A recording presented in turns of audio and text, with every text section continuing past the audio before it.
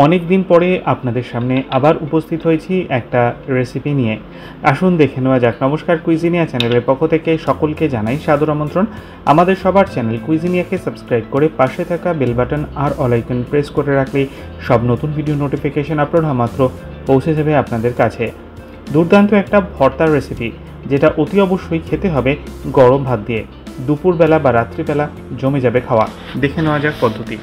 নিয়েছি মুসুর ডাল, 50 গ্রাম পরিমাণ মুসুরির ডাল এখানে আমরা নিয়েছিলাম, আর সেটাকে জল পাল্টে পাল্টে আমরা 4 থেকে 5 বার ধুয়ে নিয়েছি। এখানে কিন্তু আমি 4-5 বারই ধুয়েছি, হয়তো ভিডিওতে জাস্ট একবারই দেখালাম। মুসুর ডালটা ভালো করে ধোয়া হয়ে গেলে আমরা এই ডালটাকে নিয়ে নিয়েছি কড়াইতে, আর তার সাথে দিয়ে দিচ্ছি প্রয়োজন মতো জল।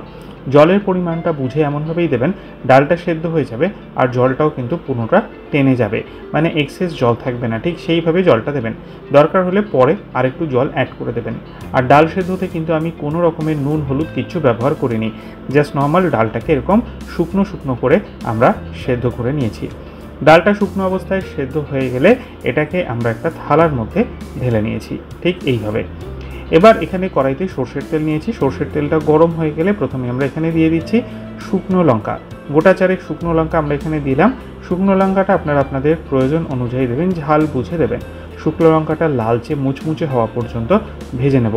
আর শুকনো লঙ্কাগুলো ভাজা হয়ে গেলে এগুলোকে আমরা তেল থেকে তুলে একটা পাত্রে রাখলাম। কয়েকটা রসুন, গোটা রসুন আমরা নিয়ে নিলাম, মানে রসুনের কোয়া, আর সেগুলোকেও আমরা সুন্দর লালচে হওয়া পর্যন্ত ভেজে নেব। আর তারপর এগুলোকেও আমরা কিন্তু তেল থেকে তুলে রেখে দিচ্ছি। শুকনো লঙ্কা রসুন ভাজা হয়ে গেছে। এবার ভর্তাটা তৈরি করা যাক। তার জন্য আমরা একটুখানি নুন দিয়ে দিলাম শুকনো লঙ্কাগুলোর মধ্যে, আর তারপর শুকনো লঙ্কাগুলোকে আমরা এরকমভাবে হাত দিয়ে গুঁড়িয়ে নিচ্ছি।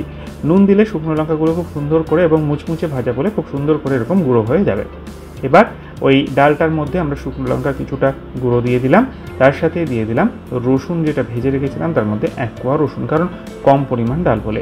কিছুটা পেঁয়াজ কুচি, কিছুটা কাঁচা লঙ্কা কুচি, একটু ধনে পাতা, আর তার সাথে দিয়ে দিচ্ছি একটু পাতিলেবুর রস, চাইলে গন্ধরাজ লেবুর রসও দিতে পারেন। তার সাথে দিয়ে দিচ্ছি সামান্য একটু টমেটো কুচি, আর স্বাদ অনুযায়ী নুন দিয়ে কাঁচা সর্ষের তেল দিয়ে বেশ কিছুটা, আর একদম শেষে একটা সেদ্ধ ডিম।